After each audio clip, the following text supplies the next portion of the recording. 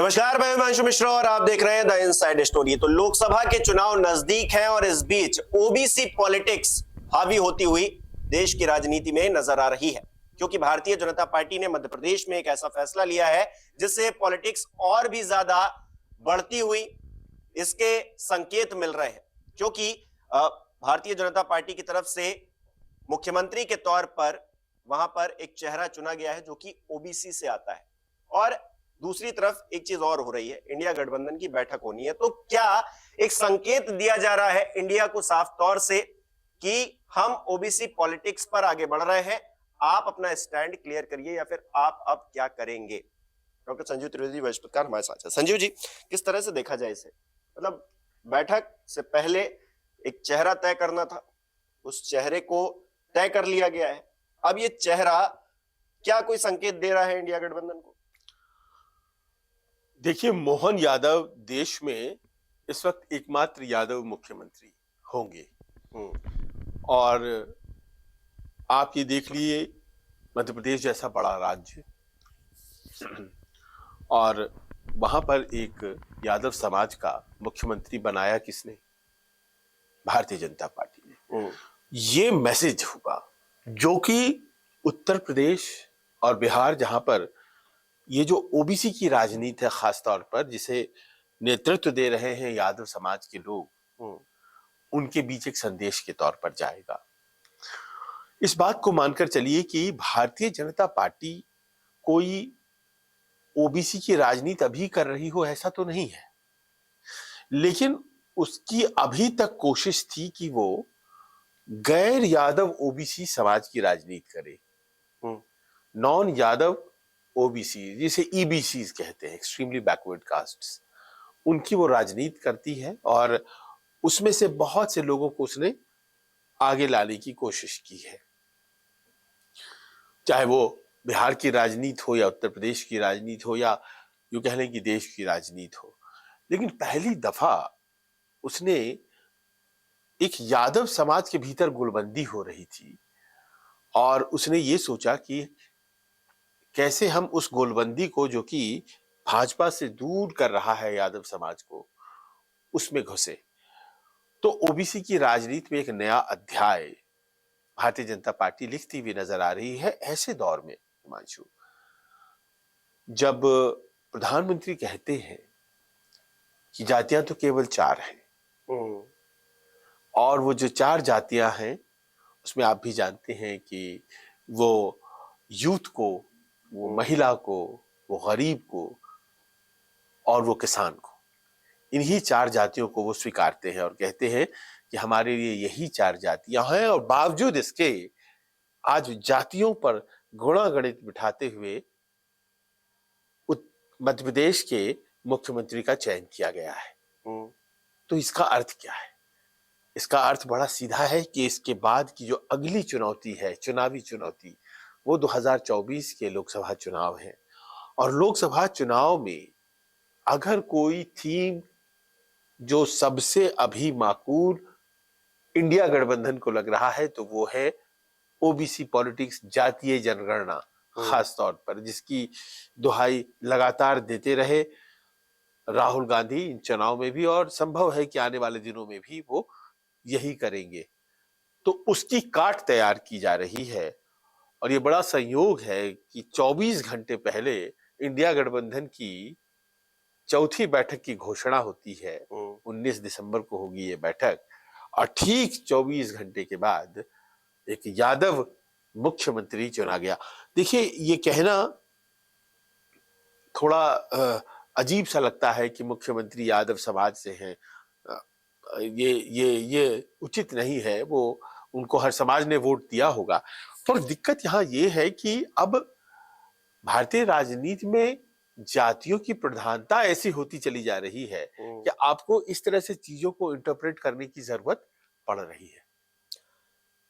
संकेत तो मिल गए हैं, लेकिन क्या इंडिया गठबंधन, क्योंकि राहुल गांधी थोड़े वक्त ही, अभी ज्यादा वक्त नहीं हुआ, इलेक्शन से पहले ही वो कह रहे थे देखिए हमारे इतने मुख्यमंत्री ओबीसी समाज से हैं, तो वो क्या ये दर्शाने के, दिखाने के लिए कि देखिए ओबीसी में हम भी पीछे नहीं है, हमने प्रधानमंत्री मोदी भी कहते हैं कि हम भी ओबीसी समाज से हैं, वो इस बात का दावा करते हैं। आप कह रहे हैं देखिए हम ये मुख्यमंत्री जो दे रहे हैं वो भी ओबीसी समाज से है, यानी कि सीधे तौर पर क्या 24 में ओबीसी पॉलिटिक्स हावी रहने वाली है? क्या ये कहा जा सकता है अभी से? परंपरागत रूप से कांग्रेस की जो राजनीति थी उसमें होता ये था कि उसके पास अनुसूचित जाति जनजाति के वोट्स हुआ करते थे। गए जमाने की बात कर रहा हूं। मुस्लिम समुदाय के वोट होते थे और एक मेजर चंक अपर कास्ट का होता था। इस कॉम्बिनेशन से वो सरकारें बनाया करती थी, इंदिरा जी का दौर, कुछ हद तक राजीव जी का। लेकिन आप देखिए कि मुस्लिम समुदाय में विभाजन आ गया और हिंदी पट्टी में खास तौर पर जो समाजवादी विचारधारा वाली पार्टियां सामने आई तो उन्होंने ले लिया। बहुजन समाज के जो वोट्स थे वो भी इधर उधर चले गए। उसके पास कोई सॉलिड कास्ट का आधार रह नहीं गया। नतीजा ये है कि उसके जो इलेक्टोरल परफॉर्मेंसेस हैं, खास तौर पर अगर हम मानक माने 2014 और 2019 के चुनाव को, तो पाएंगे आपकी बड़े ही दयनीय स्थिति में पहुंच गए, क्योंकि जातिगत आधार नहीं है तो फिर पार्टियां जो है चल नहीं पाती है। तो एक नई राजनीति में जिसमें कि जातियां आधार हैं, उसमें एक नई जाति वर्ग को खोजने की कोशिश कांग्रेस कर रही है। और वो जाति वर्ग जिसे खोजने की कोशिश कर रही है वो इंडिया गठबंधन के जो दूसरे दल हैं उनकी राजनीति से तारतम्य बैठाने की कोशिश भी लगती है। कांग्रेस को समझ में आ गया है कि अपर कास्ट वोट सबसे मिलेंगे नहीं, वो पूरी तरह से शिफ्ट हो चुके हैं। लेकिन ओबीसी पॉलिटिक्स में कांग्रेस कहाँ ठहरती है? कांग्रेस वो इंडिया गठबंधन के और जो लोग हैं वो ठहरते हैं, उनकी राजनीति उससे चलती है, लेकिन कांग्रेस इस लाइन पे अगर चलती है तो उसको फायदा नहीं होता है। हमने इलेक्शंस में इनमें देख लिया। नहीं, लोकसभा की बातें हो रही हैं अब तो, और आप देख रहे हैं कि अपर कास्ट वोट मिलते नहीं है कांग्रेस को, ज्यादातर वो भारतीय जनता पार्टी की तरफ जाते हैं। जहां तक सवाल है अब मुस्लिम वोट्स का, तो आप देखेंगे कि लोकसभा में अगर 1 to 1 का खेल होने जा रहा है तो कहीं अगर केवल कांग्रेस का उम्मीदवार भारतीय जनता पार्टी के उम्मीदवार के साथ टक्कर दे रहा है तो फिर उसे सब वोट्स मिलेंगे, उसे मुस्लिम वोट भी मिलेंगे, उसे ओबीसी वोट भी मिलेंगे, और उसे कुछ जो अनुसूचित जाति जनजाति जो कॉम्बिनेशन वहां पर है उस हिसाब से उसे सभी वोट्स मिलेंगे। उन वोट्स को प्राप्त करने के लिए एक पोजीशनिंग की जरूरत है। वो पोजीशनिंग कर रहे हैं। जैसे मान लीजिए जहां पर एक समाजवादी पार्टी का व्यक्ति बीजेपी के उम्मीदवार के सामने खड़ा है तो उसे भी वही सब वोट मिलेंगे, तो कांग्रेस के उम्मीदवार को भी वही सब वोट मिले। इसके लिए एक तारतम्य बनाने की जरूरत थी, और वो तारतम्य आप राहुल गांधी और कांग्रेस की राजनीति में आज की तारीख में देख सकते हैं। उन्होंने दलित समाज से आए मल्लिकार्जुन खड़गे को अपना पार्टी अध्यक्ष घोषित किया हुआ है। ओबीसी राजनीति की लगातार बात कर रहे हैं और मुस्लिम्स के भीतर एक कॉन्फिडेंस जगाने की कोशिश कर रहे हैं कि देखिए हम ही आपकी ओरिजिनल पार्टी हैं। और मान लीजिए कि अगर सबों का गठबंधन हो जाता है तो जाहिर है कि फिर वो वोट इधर उधर छिटकेगा नहीं।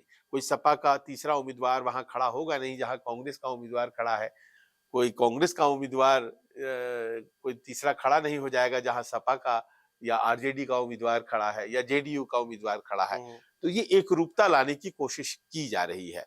इसी की प्रतिक्रिया के स्वरूप, इसी कोशिश को प्रिएम्प्ट करने के लिए देखिए कि भारतीय जनता पार्टी ने भले ही इन प्रिंसिपल 4 जातियां बोलते हैं लेकिन प्रधानमंत्री, लेकिन उन्होंने बहुत ही बारीकी से इस बात को कंटिन्यू रखा है कि मध्य प्रदेश में अगर ओबीसी मुख्यमंत्री हैं तो ओबीसी मुख्यमंत्री से ही उन्हें रिप्लेस किया जाए। और कौन से ओबीसी से रिप्लेस किया जाए तो यादवों से भरकर बेहतर कौन होगा, क्योंकि इफेक्टिवली मोहन यादव एक कैंपेनर के तौर पर यूपी और बिहार जाकर के जिस तरह से असर बना सकते हैं कोई दूसरा नहीं बना सकता। और यहाँ पर यह भी बहुत महत्वपूर्ण है आपको मेंशन करना हिमांशु, साल 2003 से लेकर साल 2023 चल रहा है, अभी तक नॉन ओबीसी सीएम तो बीजेपी ने बनाया ही नहीं है मध्य प्रदेश में। उमा भारती जी से शुरू करिए, फिर बाबूलाल गौड़ आते हैं, फिर शिवराज सिंह चौहान आते हैं, और फिर अब मोहन यादव आते हैं। तो कहीं भी ऐसा नहीं है कि उन्होंने वो परंपरा को कायम रखा है, सिर्फ एक जाति विशेष में अब वो पैठ बनाने की कोशिश कर रहे हैं। ये ऐसी जाति है जो अभी तक मूल रूप से मानी जाती है कि गैर भाजपाई, हालांकि उसमें भी नेता हैं, ऐसा नहीं है कि नेता नहीं है। लेकिन बिहार का उदाहरण लीजिए तो रामकृपाल यादव, नित्यानंद राय, इन लोगों को प्रोमिनेंस देने की कोशिश की गई, लेकिन यादव समुदाय आकृष्ट नहीं हुआ। भूपेंद्र यादव केंद्र में मंत्री हैं, आकृष्ट नहीं हुआ यादव समुदाय। कुछ और करने की जरूरत है। यादवों की जो राजनीति है वो अभी भी गैर बीजेपी पार्टियां जो हैं, खासतौर पर सपा और आरजेडी के दरमियान चल रही हैं। क्या कुछ ऐसा करने की जरूरत है और क्या वही प्रयास किया गया है? भारतीय जनता पार्टी ने बड़े गुणागणित के साथ ये कदम उठाया। शिवराज जी अब क्या करेंगे? वो केंद्र में जाएंगे या फिर उनकी राजनीति किस तरह से आगे बढ़ेगी, क्या लग रहा है? देखिए, पॉलिटिक्स में कोई फिनिश नहीं होता है, तो राजनीति तो उनकी चलेगी ही, लेकिन शिवराज जी अगर इस बार मुख्यमंत्री बन जाते तो न केवल वो longest serving Bharatiya Janata party के मुख्यमंत्री कहलाते, बल्कि वो एक ऐसे ओबीसी चेहरे के तौर पर सामने आ जाते जो कि किसी भी पद का विकल्प बन सकता था, किसी भी स्तर पर। आज की तारीख में वो राष्ट्रपति पद के लिए भी उपयोगी साबित हो सकते हैं, वाइस प्रेसिडेंट पद के लिए भी उपयोगी साबित हो सकते हैं, यहां तक कि अगर प्राइम मिनिस्टर की वैकेंसी आ जाती है कभी तो उसके लिए उपयोगी, क्योंकि प्रोफाइल इतना बड़ा उनका हो चुका है। वो ज्यादा बार मुख्यमंत्री रह लिए, ज्यादा लंबे समय तक रह लिए, तो और साफ सुथरा जो उनका अपना एक इमेज है, उनकी एक छवि है, उसके साथ वो आए। उन्होंने ऐसे स्कीम्स निकाले जिससे लोग उनके प्रति आकृष्ट हुए। तो कई बार राजनीति में देखिए ऐसा होता है कि लोग डरते भी हैं अपने कॉम्पिटिटर्स से, तो उस कारण से भी कई बार मौके लोगों को नहीं मिलते हैं। तो उनकी राजनीति खत्म नहीं हुई है, लेकिन ये जरूर है कि थोड़ी शिथिल हो गई। उन्होंने परसों ही शायद भाप लिया और उन्होंने राम राम कह दिया। लेकिन मैं याद करता हूं कि उन्हें कुर्सी मिले भी थी तो कुछ यूं ही मिली थी, अचानक से वो आ गए थे, क्योंकि उमा भारती जी किसी केस में फंस गई थी। वो मैंडेट जो 2003 का था वो उमा भारती के नाम पर आया था, तो वो किसी केस में फंस गई थी। एक झंडा कांड हुआ था हुबली कर्नाटक में, वो दौर था, लोग नाम आ जाता था केसेस में तो इस्तीफा दे दिया करते थे। आजकल तो देते नहीं है। उन्होंने दिया था और एक ओबीसी चेहरे के तौर पर शिवराज जी को यहां से भेजा गया था। हालांकि उन्होंने बहुत अच्छा संभाला, नो डाउट अबाउट दैट, लेकिन जैसे उन्हें मिला था ये पद वैसे ही उनके हाथ से चला भी गया। तोमर जी का प्रमोशन है या डिमोशन है, क्या समझा जाए? अरे साहब, तोमर जी तो फिर भी कुछ पा गए, प्रफुल्ल पटेल क्या पाएंगे? वो केंद्र में मंत्री थे, अब राज्य में मंत्री ज्यादा से ज्यादा बनाए जाएंगे। सही बात है। प्रफुल्ल पटेल यहाँ भी मंत्री थे, अब राज्य में मंत्री बनेंगे। और जाहिर है कि कृषि मंत्री पूरे देश के थे तोमर जी, अब स्पीकर एक राज्य के हैं। तो ऐसा लगता है कि देखिए 21 सांसदों को भारतीय जनता पार्टी नेतृत्व ने फील्ड में भेजा, जाइए आप चुनाव लड़िए और देखिए कि चुनावी फिजा है क्या, समझने की कोशिश कीजिए। जैसे चावल बन रहा है हांडी में, तो पका नहीं पका आप दो चार चावल निकाल के देखते हैं, पुराने जमाने में जिस तरह से पकता था। तो उसी तरह से उन्होंने 21 सांसदों को भेजा, उसमें से 9 हार के आ गए, 12 जीत के आ गए। तो अब 9 हार के आ गए, तो ये मानकर के चलिए कि जो है अभी सांसद उनके लिए ये शुभ संदेश नहीं है, क्योंकि अगर आपको सरप्राइजेज सीएम के सिलेक्शन में दिखाई पड़ रही हैं, चाहे वो छत्तीसगढ़ हो चाहे वो बिल्कुल मध्य प्रदेश हो, तो फिर आपको आने वाले दिनों में एमपी के टिकट में भी बहुत सी सरप्राइजेस दिखाई पड़ेंगी। अच्छा, ये जो 2 राज्यों, अभी तो राजस्थान का साफ होना है कि आखिर वहां कौन सीएम होगा, इन 2 राज्यों ने क्या ये साफ कर दिया है कि भारतीय जनता पार्टी अपने हिसाब से राजनीति करती है, वो उसके लिए कोई बड़ा या छोटा या फिर कोई ऐसा नहीं है? क्योंकि जब फोटो सेशन हो रहा था हम देख रहे थे यादव जी सबसे कोने में खड़े थे और उनको जो है बीच में लाकर खड़ा कर दिया गया, किसी को इस बात पे भरोसा नहीं हो रहा था। एकदम से जब नाम आया, विष्णुदेव साय जो बनाए गए हैं छत्तीसगढ़ के मुख्यमंत्री, उनकी भी कोई चर्चा वर्चा नहीं थी ऐसी कि वो मुख्यमंत्री बन जाएंगे, बन गए। लेकिन रमन सिंह जिसकी चर्चा थी उनको स्पीकर बना दिया गया। तो बड़ा सरप्राइजिंग जो गेम है भारतीय जनता पार्टी का, ये मतलब हर किसी के लिए। देखिए, विष्णुदेव साय को तो अभी उन्होंने प्रदेश अध्यक्ष पद से हटाया था। हटाते कब है? जब आपके परफॉर्मेंस को पाया जाता है कि वो अप टू द मार्क नहीं है, तो उन्हें हटाया गया था। और ये भी अपने आप में बहुत महत्वपूर्ण है कि नाम कौन कौन से चर्चा में थे। नरेंद्र सिंह तोमर, कैलाश विजयवर्गीय, विजय वर्गीय की बात ही नहीं की हम लोगों ने, उनका क्या होगा? प्रफुल्ल पटेल, इस तरह के दिग्गज, वी डी शर्मा, इस तरह के लोग जिनके नाम की चर्चा थी, कहीं कोई बाहर से आके भी बन सकते हैं, बड़े नाम, और अचानक से एक ऐसे नाम सामने आ गए जिनकी चर्चा तक नहीं थी। पर मेरा ध्यान जाता है जरा पीछे, हिमांशु। साल 2013 में पहली बार मोहन यादव सीएम बने हैं। साल 2013 में पहली दफा मोहन यादव सीएम बने, विधायक बने, सॉरी माफ करें, साल 2013 में पहली दफा वो विधायक बने। साल 2018 में दूसरी दफा विधायक बने, और 2023 आते आते वो सीएम बन गए। शिवराज जी की सरकार में मंत्री भी रहे। पर मंत्री कैसे बने, ये बहुत महत्वपूर्ण है। साल 2020 की बात है कि सिंधिया जी की बगावत होती है, और उस बगावत के बाद वो सरकार जो चल रही थी वहां कमलनाथ जी की गिर गई, और एक नई सरकार बनती है। उस नई सरकार के गठन के दौरान एक नाम प्रस्तावित होता है, मोहन यादव, कि इन्हें मंत्री बनाया जाए। ये दूसरी बार के विधायक थे उस टाइम, और इन्हें मंत्री बनाया जाए। ये उज्जैन साउथ से चुनाव जीत कर आए हैं, और फिर उन्हें मंत्री बना दिया जाता है।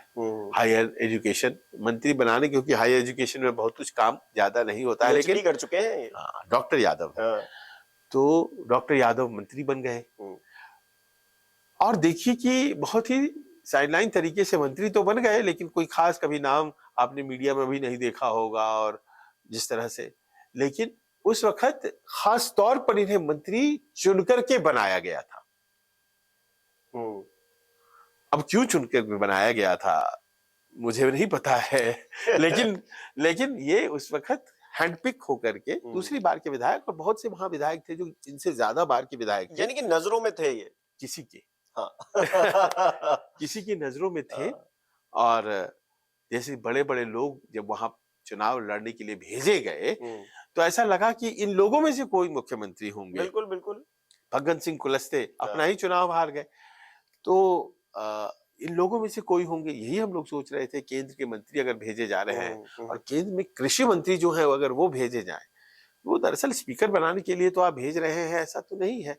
लेकिन वहां जाकर के आपने देखा कि कैसे दिमनी सीट जो है फंसी हुई सी नजर आ रही थी नरेंद्र सिंह तोमर जी की, और कि मुश्किल से जीत पा रहे हैं, कुछ इस तरह की स्थिति बनी। और देखिए, पहला तो टेस्टिंग हुआ कि भाई अब 12 में से 9 कैसे हार गए, इसकी विवेचना होगी। और दूसरी की ये तमाम लोग सबसे इस्तीफे ले लिए गए, क्योंकि ये लोगों का जो परफॉर्मेंस पार्ट था वो ऐसा नहीं था कि आप फिर से सांसदी लड़ सकते हैं। और उसका एक कंक्लूजन ये भी है कि हो सकता है कि बहुत से सांसद अपनी टिकटें वापस पाने में मशक्कत करते हुए आपको नजर आए भारतीय जनता पार्टी की लीडरशिप।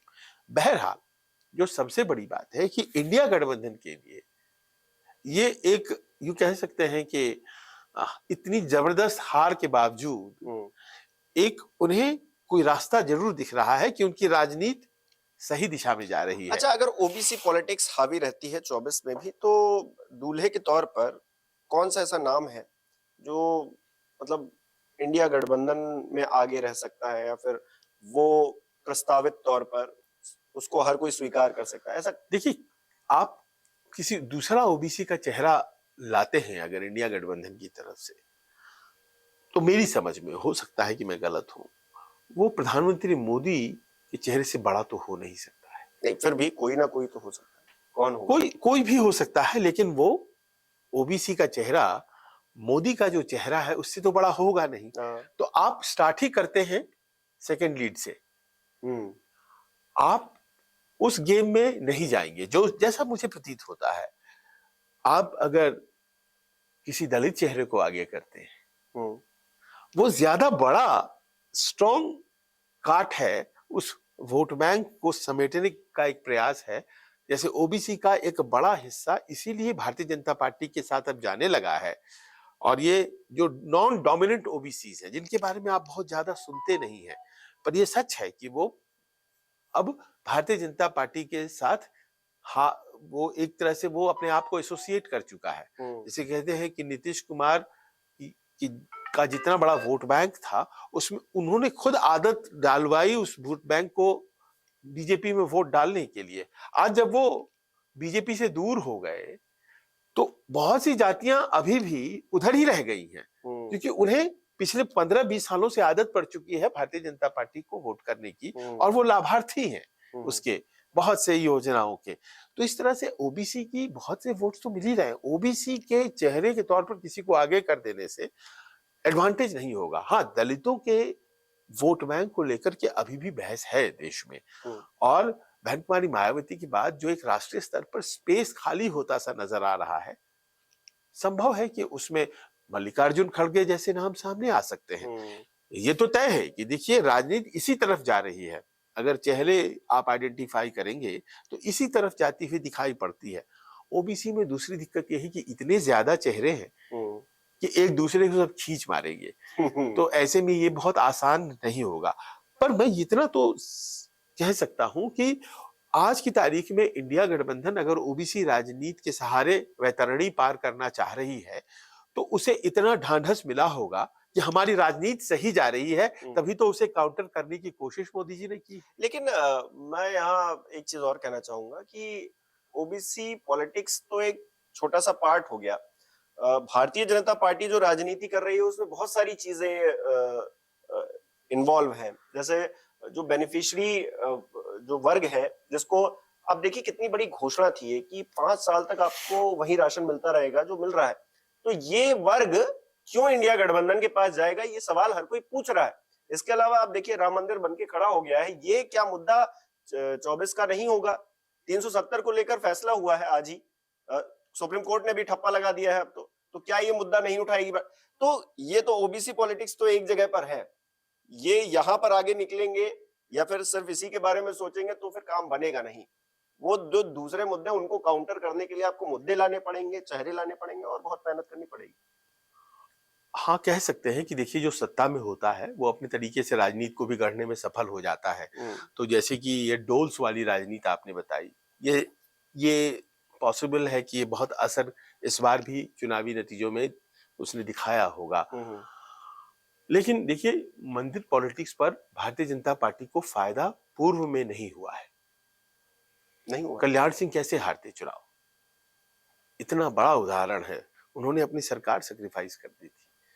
तो ये हमारी जो जानकारी है उसके अनुसार प्रधानमंत्री मोदी को भी भगवान राम में तो आस्था है और मंदिर बनाने में श्रद्धा है, लेकिन उसको राजनीतिक मुद्दा एकमात्र बना के उसके सहारे चुनाव जीता जा सकता है। नहीं, मैं एकमात्र नहीं कह रहा हूं, मैं कह रहा हूं कि भारतीय जनता पार्टी के पास इतने तीर हैं, इतने तीर हैं कि कोई ना कोई निशाने पर लग ही रहा है। और अभी भी ओबीसी पॉलिटिक्स में भारतीय जनता पार्टी 20 पड़ गई है इंडिया गठबंधन से, ये साबित नहीं हुआ है, होना बाकी है अभी। तो ऐसा बहुत बार हम लोगों ने भी देखा है कि आप बहुत कुछ दे रहे हैं, बावजूद इसके चुनाव में आशातीत सफलता नहीं मिलती है। तो सारी तैयारियां की जा रही हैं, हर क्षेत्र में कोशिश की जा रही है, कोई एक भी क्षेत्र छोड़ा नहीं जा रहा है, क्योंकि भारतीय जनता पार्टी के लिए बहुत कुछ स्टेक पर है। और अगर जातीय गुणागणित की राजनीति चल जाती है, देखिए अभी तो स्पष्ट दिखता है कि बिहार में ये असर करता दिखाई पड़ रहा है, पर बाकी जगहों पर असर इसके कम है। लेकिन अगर ये चल जाती है तो उसको कैसे काटना है, उसका जवाब है मोहन यादव। चलिए देखिए आगे क्या होता है। लेकिन ये जो पॉलिटिकल गेम है ये और ज्यादा इंटरेस्टिंग हो गया है। अब दिलचस्प इस लिहाज से भी हो गया है कि ओबीसी पॉलिटिक्स पर इंडिया गठबंधन ध्यान दे या फिर उसको तो पहले अपना सीट शेयरिंग का फॉर्मूला तय करना है, जो आपस में लड़ाई हुई है उस पे जो है बातचीत करनी है, तो आसान नहीं होगा। 24 का इलेक्शन ये अभी से नजर आ रहा है, और इंडिया गठबंधन क्या फैसला लेता है, किस तरह से आगे बढ़ता है, ये उसके लिए सबसे ज्यादा इंपॉर्टेंट हो जाता है। क्या होता है आगे देखेंगे। आपको क्या लग रहा है हमें कमेंट करके बताइए। बहुत बहुत शुक्रिया।